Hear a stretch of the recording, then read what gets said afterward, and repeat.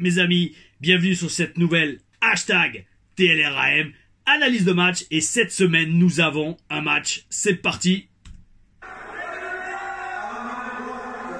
Oh oui, oh oui. Et donc, 130 kilos du Texas Colonel Ghent. Alors c'est un match très émouvant pour moi. Je vais vous expliquer pourquoi. Après ma présentation par Lily Gordon, une ex.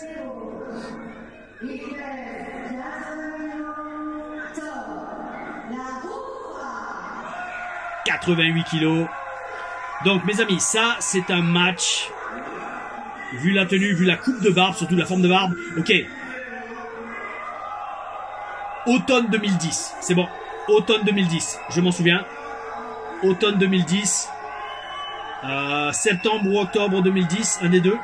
Parce que j'avais la barbe très fine, je m'étais fait une sorte de collier avec juste le petit bouc. Voilà. Alors, pause. Avant que le match commence. Ding ding ding. Donc mes amis, pourquoi ce match est très émouvant? Parce que Ghent était donc présenté comme un catcheur américain qui venait du Texas, mais en fait c'est un catcheur anglais. Un catcheur anglais extrêmement talentueux. En tout cas pour sa taille et pour son physique. Le mec il faisait 1m95, 2 mètres de haut. De toute façon on va le voir dans la vidéo. Il avait un physique à la Batista et je ne mens pas. Parce qu'en plus à l'époque j'avais déjà vu Batista en personne. Un physique à la Batista, 1m95, 2 mètres de haut et surtout...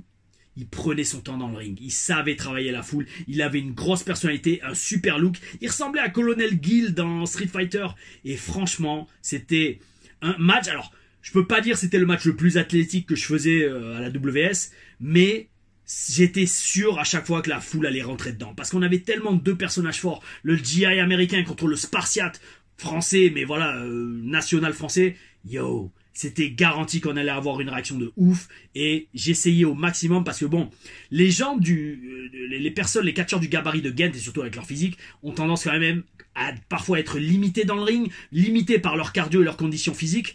Et donc moi mon challenge c'était d'avoir le meilleur match possible avec, j'allais dire, ce que j'avais dans les mains. Et franchement on s'en sortait très très bien toujours avec Ghent. Pourquoi? Parce que Ghent était un catcheur exceptionnel. Et comme je dis donc, c'était un catcheur exceptionnel parce qu'il nous a quittés il y a maintenant, je crois, 5-6 ans. Et c'était franchement très très triste parce que c'était vraiment un catcheur, un humain, une personne que j'aimais, que beaucoup de personnes aimaient énormément.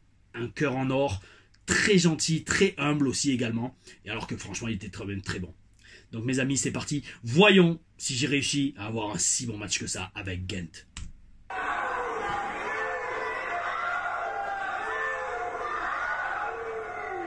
Le AOU déjà à l'époque ça marchait bien mes amis.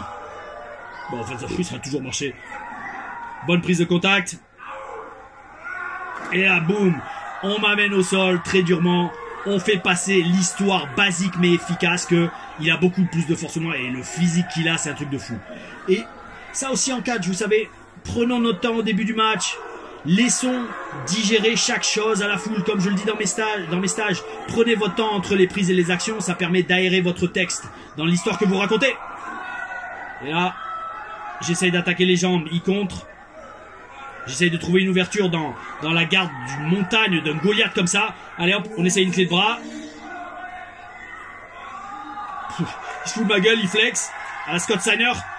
Et boum, une amenée au sol très difficile. Et là...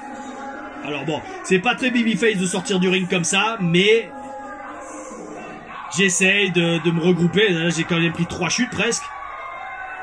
Et là voilà, Ghent fait mousser, ça c'est super. Vous savez, il y a des catcheurs qui sont tellement terrorisés, l'idée de catcher Tom Larifa, ou simplement d'être dans le ring devant une foule, qu'il serait resté au milieu du ring, il aurait rien fait. Et lui, il me donne quelque chose. Il me donne un jeu, il me donne des insultes. Donc ça me donne envie de revenir dans le match et d'être encore plus intense moi aussi, et ça c'est top. Hop. On a évité, on essaie de capitaliser, de se donner à fond. Non, il contre. Hop, c'est parti, sunset flip. On essaye de le déstabiliser. Non, il a trop de force. Et hop, il évite. Enfin, j'évite. Voilà. Solide le coup de pied. Et non, c'est contré. Histoire, racontée, il est trop fort, il a trop de force, il est trop imposant. Quoi que je fasse, il contre à chaque fois. Donc ça par contre, ouais. Lâche pas la prise pour insulter la foule, s'il te plaît. Heureusement qu'il fait pas des stages avec moi, Gent. J'aimerais qu'il en fasse, hein. J'aimerais qu'il soit toujours là avec nous pour en faire. Amigo. Oui, Tiger Mask. Yes. Boum. Boum. Eh ben non. Corde à linge en plein dans la... Bon, pas dans la gueule, mais sur le haut de la poitrine. Il avait une tendance des fois à les mettre dans la gorge. Très bon coup de pied. Non, franchement, c'était... Hey. C'est dommage, franchement. Là, il avait fait des essais WWE en Angleterre et je sais pas pourquoi il n'avait pas signé. Parce qu'il avait tout. Il aurait été énorme à la WWE. Mec, où que tu sois, sache que tu nous manques.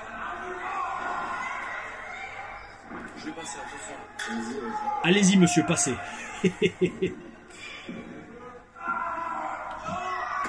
bon body slam. Le problème avec les mecs aussi grands, c'est que peu importe la prise qu'ils vous font, vous chutez d'un mètre en haut de plus. Même un body slam comme ça, j'allais dire c'est désagréable de déjà à la base, c'est désagréable à prendre, un body slam, un enfourchement. Mais avec un mec aussi grand, ça décuple la hauteur de laquelle vous chutez et donc l'impact que vous avez sur le ring. Mais ça va, c'était le bon ring de WS. Oui, le springboard. L'idée du springboard ici, c'est de se dire, écoute, il faut que moi je donne de la vie. Parce que celui qui est censé faire les prises athlétiques, vu que c'est moi le plus petit, c'est moi.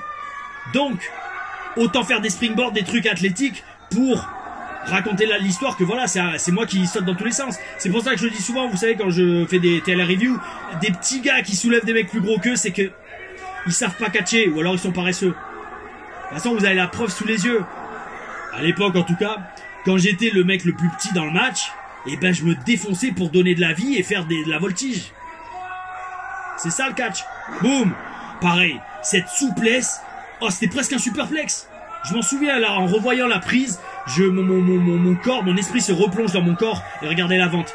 Comment je me roule de douleur au sol. C'est pour ça que ça m'aide beaucoup, ça m'aidait beaucoup de filmer mes matchs.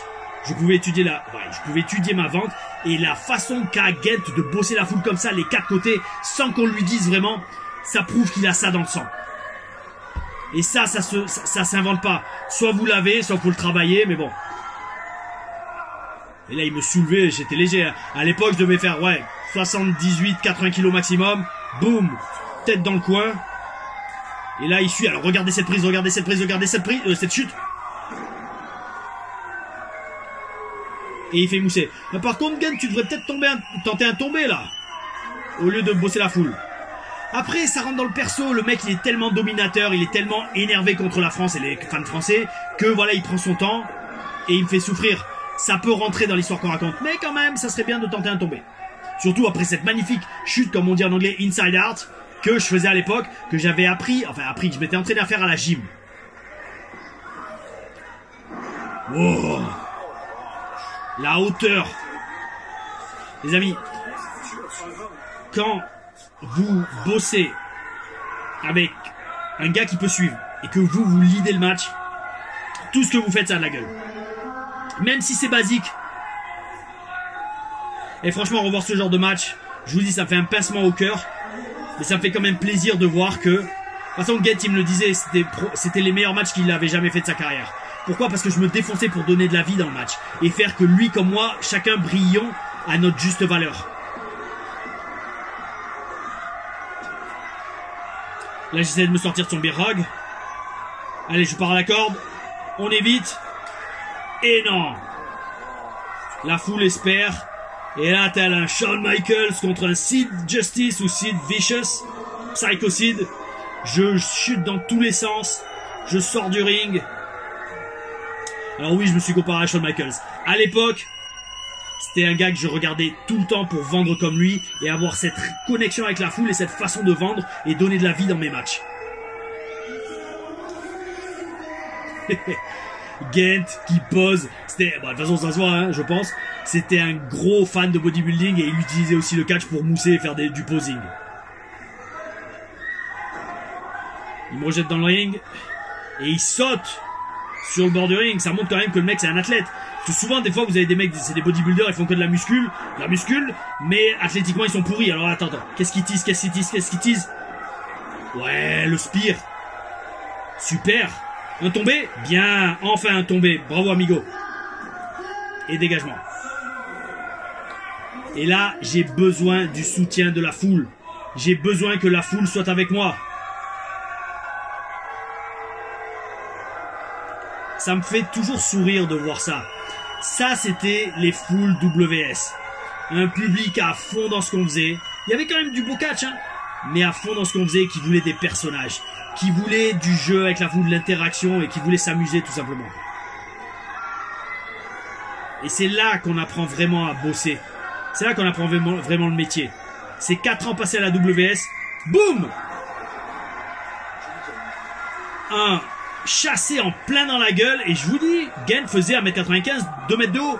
Donc imaginez, je suis capable, à l'époque, de faire un chassé à plus d'1m90 dans les airs. C'est pour ça que je dis toujours, les catcheurs, c'est unique au monde. C'est des athlètes, c'est des mecs qui font de la muscu, qui ont des physiques, qui ont de la personnalité, qui peuvent parler au micro, qui peuvent jouer des scènes devant la caméra, et surtout qui ont une condition physique de folie pour encaisser les chutes et faire des chassés à plus d'1m90 dans les airs. Boum! J'évite. Char de Zeus. Boum! Coup de genou dans le ventre, sort du coin. Boum! Genou en plein dans la gueule. Une chute moyenne de Gent, je me précipite pour le tomber. 2. Et la foule y a cru. Storytelling, les amis, on raconte une histoire, j'essaie de gagner le match. Ouais, là, je suis fier de moi. On le relève. Allez, vite, on essaye de l'achever. On se précipite un peu. Boum! Enziguri en plein dans la tronche. Allez, on retente de le tomber, il est au sol. Mes amis, c'est logique. Un mec de cette taille, il est au sol, qu'est-ce qu'on fait? On n'essaie pas de faire 50 000 prises, on essaie de gagner le match. On en profite qu'il est au sol et qu'il a le dos au sol pour river ses épaules sur le plancher du ring. Là, je tease le super kick. Aou, aou, aou. Non, il récupère, il a les nerfs, il fonce. Bam! Vous savez ce qui vient? Le 619. Boum! Alors là, vu qu'on est en 2010 et que je fais de la gym à cette époque-là, springboard crossbody, boum!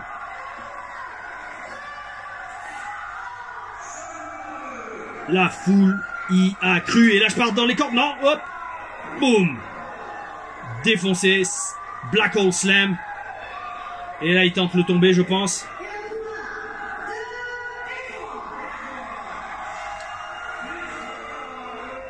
Victoire de Gent, mes amis, sur ce magnifique Black Hole Slam. Une fin de match un peu abrupte, mais c'est ça le catch. Le catch, c'est de faire réagir émotionnellement la foule et connecter avec non seulement bien sûr vos personnages, votre personnalité, mais ce que vous faites dans le ring. Et là, franchement, en revoyant ce match, donc encore une fois, je dis beaucoup d'émotions de revoir Gent, un ami qui nous a quittés il y a quelques années maintenant. Repose en paix où que tu sois, amigo.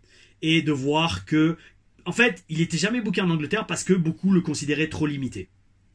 Pourquoi? Parce qu'en Angleterre, ils veulent faire du catch technique, du catch de 20 minutes. Yo, dites-moi, est-ce que en voyant Gent à l'action comme ça contre moi, est-ce que vous l'avez vu limité? Non. Parce que moi, mon but dans ce match, mon but dans le business de façon générale, c'est de prendre mes adversaires et d'avoir le meilleur match possible. Et ben on avait tellement un bon match avec Gent qu'on a fini par bosser ensemble quasiment tous les soirs, 2 à 3 fois par semaine pendant, je pense, entre 4 et 6 mois. Donc mes amis, dites-moi dans les commentaires ce que vous avez pensé de ce match. Est-ce que vous avez pensé que justement, dans un sens, on a, ensemble, c'est un travail d'équipe, réussi à cacher les limitations techniques de Gent pour sortir un match que le public a kiffé? Avez-vous kiffé ce match? Dites-le moi dans les commentaires. Merci d'avoir regardé cette TLR AM analyse de match. Likez, abonnez-vous, partagez, mettez la cloche, oh oui, et surtout gardez le bel esprit. Aou.